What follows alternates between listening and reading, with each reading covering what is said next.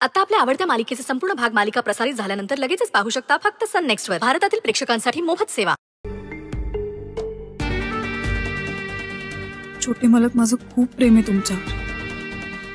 हे जरी सत्य असलं तरी शरूला मी संकटात नाही सोडू शकत. तुम्ही माझा श्वास आहात. शरू माझा जीव की प्राण आहे. दोघांपैकी एकाची निवड करणं सोपं नाहीये माझ्यासाठी. पण आता ती वेळ आलीये की मला निर्णय घ्यावाच लागेल. अगं वय बाई, किती विवळशील. दुखण्याकडे लक्ष देऊ नको, होईल कमी. शरू, काय झालंय? अगं बघू, किती रक्त येते. काय झालंय काय? अगं अश्विनचे नसते उद्योग, दुसरा काय?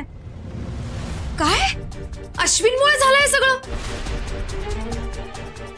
तो असं कसं करू शकतो? काय केलंय त्यांनी? अगं वय, एवढं काय झालं नाही. तो फक्त म्हणला का नाक टोचलेलं चांगलं दिसेल. आता बाई साहेब लगेच तयार झालं, नाक टोचून घेतलं. काय करायचं? नाक टोचलंय वय, पर त्याचं नाव घेतल्यावर एवढं चवताळायला काय झालं तुला?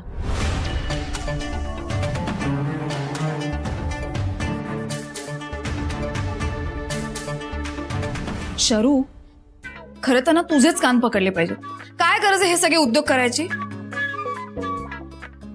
तो म्हणाला नाक टोचून गेले, टोचून घेतलंस. किती दुखलं असेल अगं. का करतेस असं?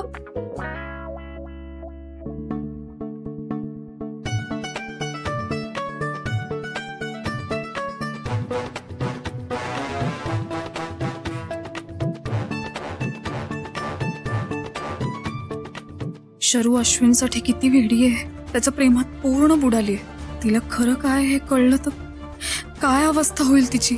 पूर्ण कोलमडून जाईल ती. काय? हो ना, मी दिलेला शब्द पाळलाय. काहीही सांगितलं नाही. अक्षरा घेऊन आली ती सुंदरला. ठीक आहे, शांत हो. हे बघ, ती जरी सुंदरला तुझ्यापर्यंत घेऊन आली असेल ना, तरी सुंदरने तिच्या बोलण्यावर विश्वास ठेवलेला नाहीये. सुंदर बोलला तुला तसं?